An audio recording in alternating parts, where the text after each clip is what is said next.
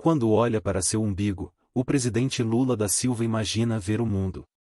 A passagem do demiurgo pela Assembleia Geral da ONU foi um retrato penoso de sua decadência e da desmoralização para a qual ela está arrastando a política externa brasileira.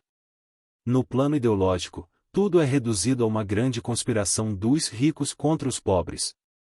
No plano pragmático, tudo se passa como se os conflitos globais pudessem ser solucionados em conversas de botequim. É preciso dizer que, naquilo que tem de genuíno, o sonho de Lula, ainda que limitado por seu enquadramento progressista, seria pertinente e até, em certa medida, factível. Basicamente, é a ideia do Brasil protagonizando alguma liderança numa coalizão do chamado Sul Global para obter concessões dos países desenvolvidos.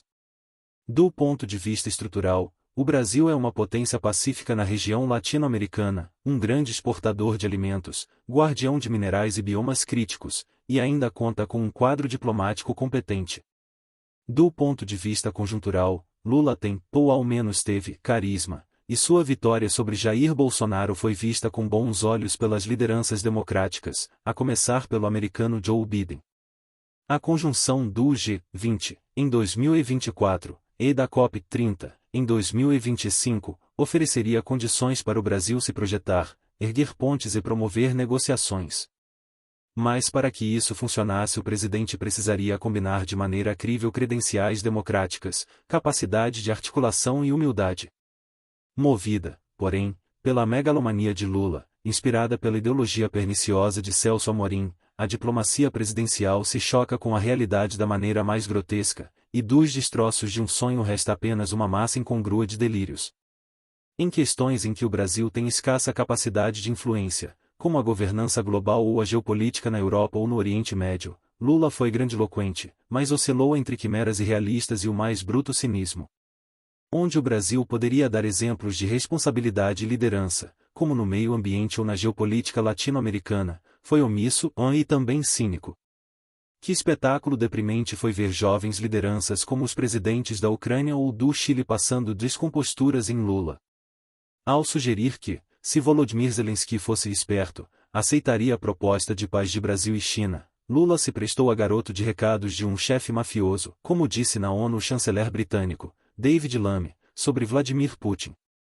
Zelensky eviscerou o plano sino-brasileiro como aquilo que é uma proposta de capitulação da Ucrânia, questionou o verdadeiro interesse do Brasil e insinuou que o de Lula é uma ambição narcisista de ser premiado com um Nobel da Paz.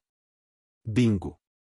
Em uma cúpula pela democracia e contra o extremismo promovida pelo Brasil, esvaziada e só com lideranças de esquerda, o chileno Gabriel Boric desmoralizou sem meias palavras a pusilanimidade de Lula em relação à Venezuela e outras ditaduras.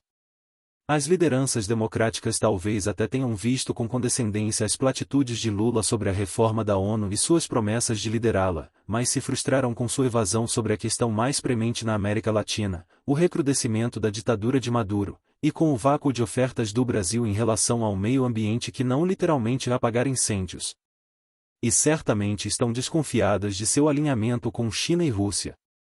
Eis a dura verdade, para a China, Rússia, Irã e outras autocracias, Lula não passa de um idiota útil, para o Ocidente, ele é, na melhor das hipóteses, um fanfarrão inútil, e, na pior, um ressentido cínico.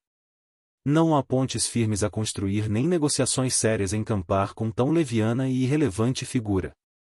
Talvez a mais eloquente imagem do tour de Lula por Nova York tenha sido o momento em que a organização de uma cúpula ironicamente chamada do futuro se viu obrigada a cortar o seu microfone por estouro de tempo, e o envelhecido líder progressista foi deixado gesticulando aos quatro ventos, falando sozinho, aos ouvidos de ninguém.